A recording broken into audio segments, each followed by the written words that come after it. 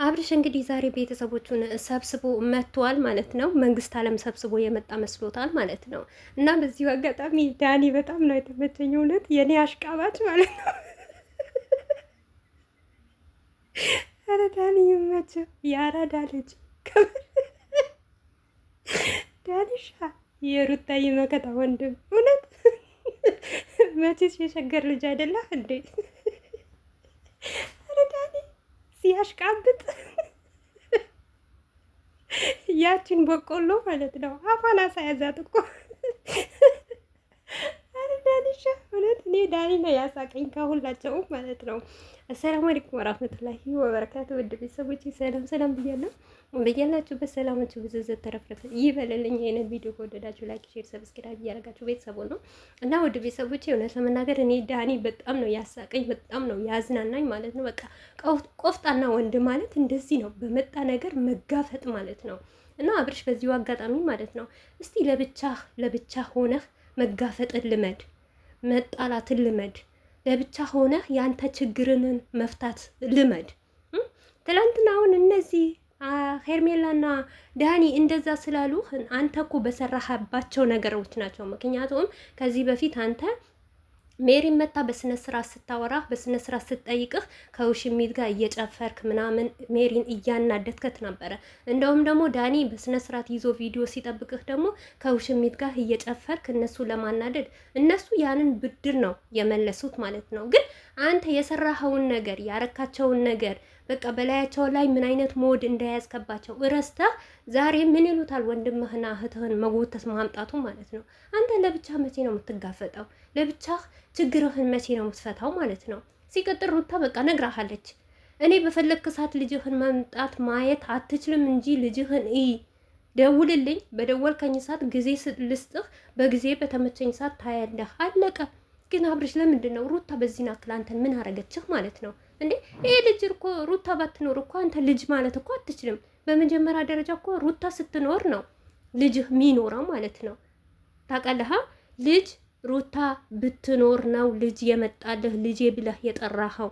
ደግሞ እስከዛሬ የትም ስትንዘላዘል እና እንደዚህማ ከሆነ ማለት ነው መጀመሪያ ወደ ውሽሚት ጋር ስትሄድ የተለያየ ቦታ ስትሄድ እህትህና ወንድምህ ለምን ይዘህ አልመጣህም? አብርሽ ለምን አላስፈቀድካቸውም?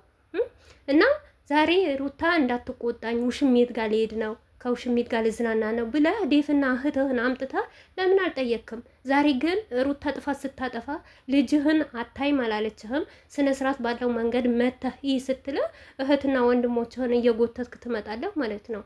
ምን ነው አንተ በእንጨት የተነፈቀች እኮ አረካት ሩታ ማለት ነው። በቃ ሩታ ለአንተ ተሰብራ እንድትቀር ነው የምትፈልገው። የቤት ሰራተኛ አድርገህ እኮ ልታስቀራት ነው የምትፈልገው ማለት ነው። ነውር ነው፣ ሼም ነው። አንተ ነገ ሚስት ይኖረሃል፣ እህቶች አሉህ ማለት ነው። ለእህቶችህ ራሱ ጥሩ አይደለም።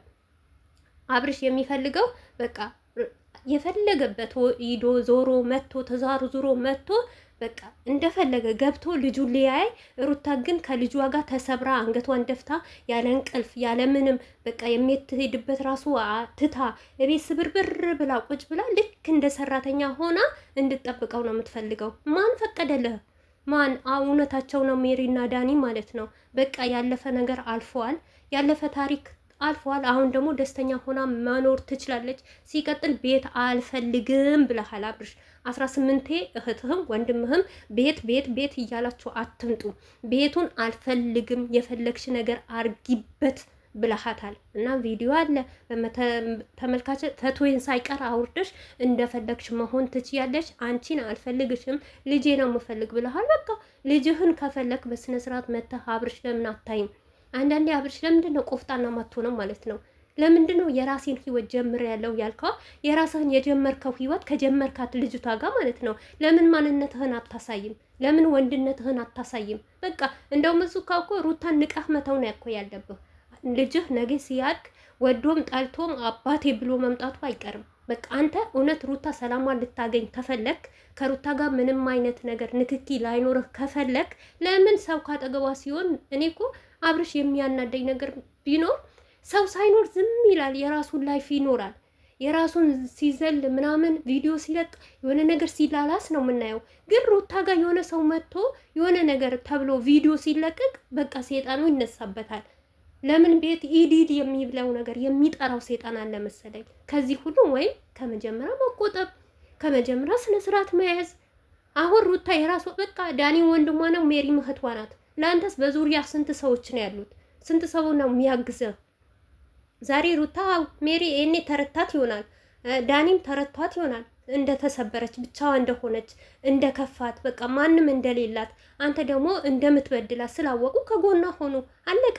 ምንም የሚፈጠርም የሚወርድም ነገር እኮ የለም እዚህ ጋር ማለት ነው። እየመጣችሁ አዎ ሜሪ በጣም ነው የተናገረቻት ዛሬ ማለት ነው። ጥቅም ቀረባችሁ። አዎ ጥቅም ቀረባችሁ በደንብ አድርጎ ማለት ነው። አያችሁ ሩታን ቆርጣ ልትቆርጥ አተዋትም።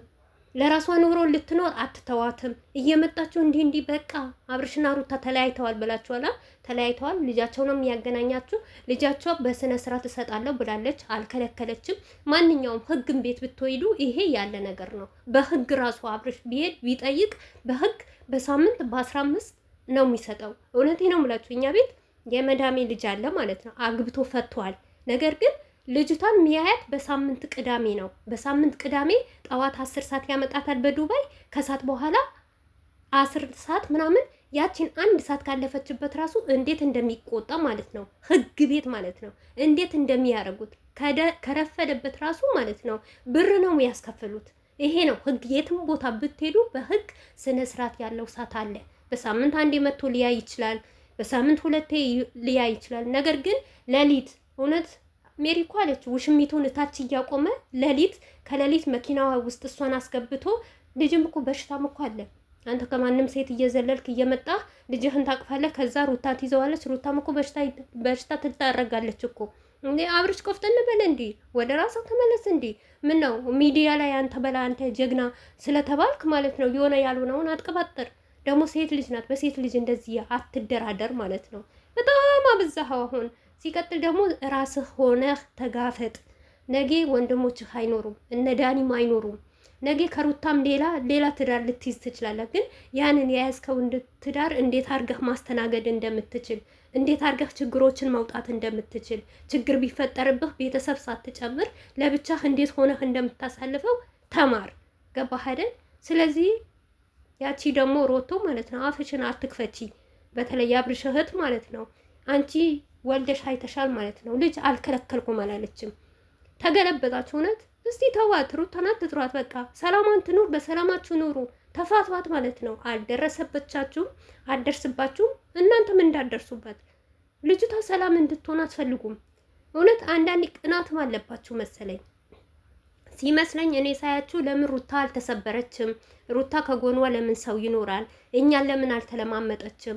አብርሽን ለምን ጎንበዝ ብላ ጉልበቱን አልሳመችም? ስማ ተለማምጣ ወደ ቤት አላ እንዴ ተለማምጣ እንኳን እኮ በሌላ ራሷን ዝቅ አድርጋ ቤት ስታስገባው በዚህ አይነት መንገድ አይደለም አንቺ አብርሽን ቤት ማስገባት የምትችይው አላችኋት። አሁን ደግሞ ስታወው ለምን ተውሹ? በቃ ተዋት፣ የራሷን ኑሮ ትኑር። ልጁ ነገ ሲያድግ አብርሽ ብሎ መምጣቱ አይቀርም ማለት ነው። እናንተ በልጇ አታስፈራሩት። እንደዚህ ያወጣሻል፣ እንደዚህ ይልሻል። ለራስሽ ጸሎት አድርጊ በመጀመሪያ ደረጃ ማለት ነው። የአብርሽ እህት ለራስሽ ጸሎት አድርጊ። ሲቀጥል አንቺም አያገባሽም በአብርሽና በሩታ ህይወት። ሜሪና ዳኒ ሳይሆኑ አንቺም